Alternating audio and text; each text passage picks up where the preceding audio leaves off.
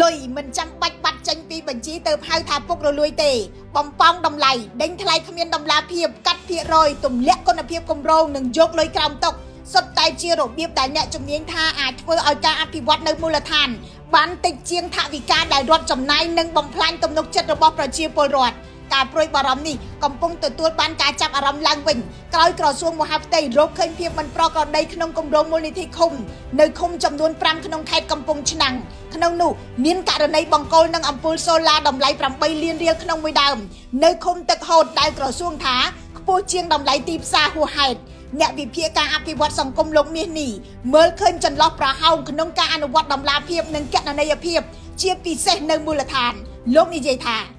មែនទែនទៅការចាយវាយថវិកាជាតិនៅថ្នាក់មូលដ្ឋាននេះតម្លាភាពវាមិនទាន់មាន 100% នៅឡើយទេណាហើយក៏អំពើពុករលួយផ្សេងនេះក៏នៅមានច្រើនដែរហើយខ្ញុំគិតថារដ្ឋាភិបាលពិសេសក្រសួងមហាផ្ទៃគួរតែធ្វើការតាមដានរឿងនឹងឲ្យបានច្រើនដោយសារតែមានកត្តាមួយចំនួនដែលធ្វើឲ្យការចាយវាយថវិកាជាតិនៅថ្នាក់ក្រោមជាតិនេះវាមានភាពចន្លោះប្រហោងណាលោកមាសនេះបន្ថែមថាតាមគោលការណ៍ការចំណាយនិងការដេញថ្លៃត្រូវតែមានការចូលរួមពីភាគីពាក់ព័ន្ធក៏ប៉ុន្តែការអនុវត្តជាក់ស្ដែងអាចប្រឈមទៅនឹងបញ្ហាឥទ្ធិពលនៅមូលដ្ឋានហើយការដេញថ្លៃខ្លះមិនសូវធ្វើជាសាធារណៈមើលពីជ្រុងអភិបាលកិច្ចវិញអ្នកជំនាញអភិបាលកិច្ចលោកអុកសេរីសោភ័ក្រសង្កេតឃើញថាភាពមិនប្រក្រតីនៅឃុំសង្កាត់មិនមែនជារឿងថ្មីលោកនិយាយថារឿងប្រទេសបំផោងស្អីមិនប្លែកទេប្រជាពលរដ្ឋដឹងឮគ្រប់តែគ្នាហ្នឹងមែនតើរឿងចាស់ប៉ុន្តែការផ្ទុះហ្នឹងវាថ្មីណាលោកអុកសេរីសោភ័ក្រគ្រប់គ្រងការរឹតបន្តឹងការត្រួតពិនិត្យក៏ប៉ុន្តែថាមិនគួរចាត់ការតែករណីដែលផ្ទុះលើបណ្ដាញសង្គមទេលោកថ្លែងដូចនេះការរឹតបន្តឹងហ្នឹងវាត្រូវមានលក្ខណៈជាប្រព័ន្ធកុំឲ្យយើងឃើញមួយហើយយើងវាយតែមួយហ្នឹងណាថាពិនិត្យមើល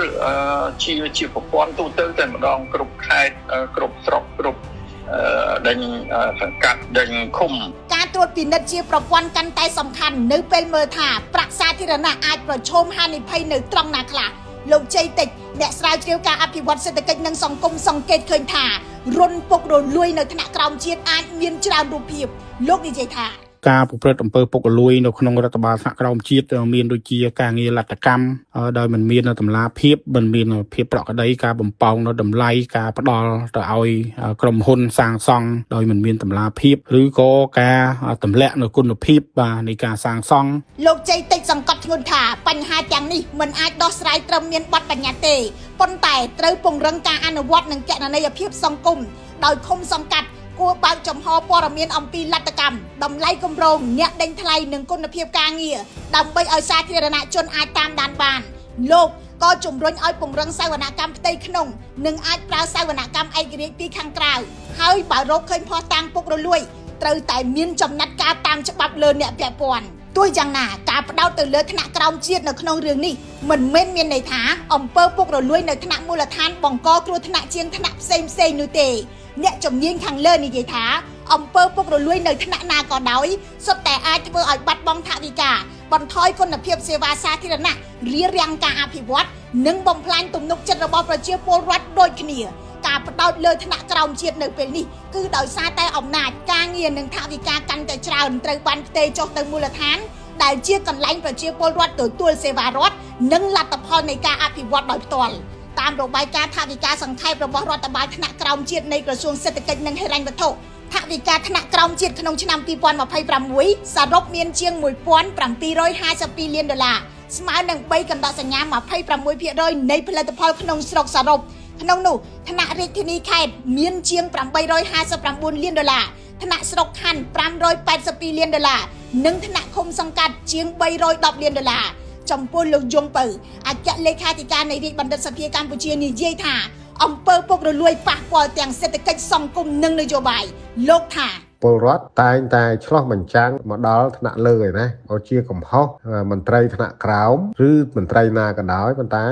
ឆ្លោះបញ្ចាំងទៅដល់នយោបាយដឹកនាំប្រទេសហើយប៉ុន្តែចំណុចដែលលោកយងពៅផ្ដោតខ្លាំងគឺការដាក់ទណ្ឌកម្មមានតែការអនុវត្តច្បាប់ពេញលេញទេកុំលើកលែងអ្នកដែលប្រព្រឹត្តខុសមិនគួរអីនឹងលួងចិត្តទេត្រូវតែទទួលកំហុសអញ្ចឹងបើទទួលកំហុសអ្នកផ្សេងទៀតគឺ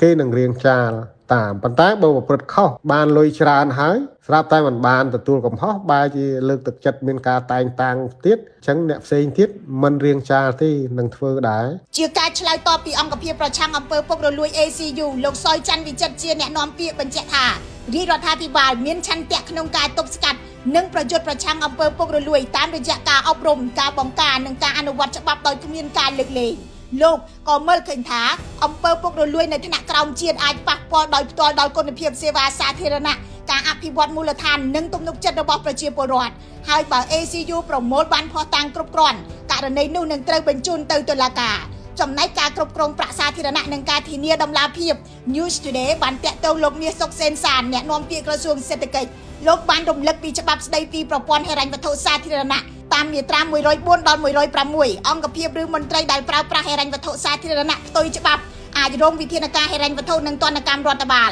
បើបង្កឲ្យបាត់បង់ប្រាក់សាធារណៈឬខូចខាតទ្រព្យរដ្ឋត្រូវសងការខាតបង់ចូលរដ្ឋវិញហើយនៅតែអាចប្រឈមការចោទប្រកាន់ព្រហ្មទណ្ឌនិងការទទួលខុសត្រូវរដ្ឋប្រវេណីចំពោះសំណួរថាការធ្វើសវនកម្មកន្លងមករកឃើញភាពមិនប្រក្រតីនៅរដ្ឋបាលថ្នាក់ក្រោមជាតិច្រើនប៉ុណ្ណានិងភាគច្រើនកើតនៅក្នុងការចំណាយប្រភេទណាខ្លះ News Today មិនទាន់អាចតាក់ទងអាជ្ញាធរសវនកម្មជាតិដើម្បីសុំទិន្នន័យនិងការបកស្រាយបាននៅឡើយគិតត្រឹមថ្ងៃចេញផ្សាយជារួមអ្នកជំនាញទាំងអស់ខាងលើមានចំណុចរួមមួយនៅពេលអំណាចការងារនិងថវិកាកាន់តែច្រើនត្រូវបានផ្ទេរចុះទៅមូលដ្ឋានការត្រួតពិនិត្យដំណាភាពសវនកម្មនិងការអនុវត្តច្បាប់ក៏ត្រូវតែខ្លាំងទៅតាមនោះដែរដើម្បីឲ្យប្រាក់សាធារណៈទៅដល់ការអភិវឌ្ឍនិងសេវាដែលប្រជាពលរដ្ឋគួរទទួលបានពិតប្រាកដខ្ញុំរស់សុធាពី News Today NTTV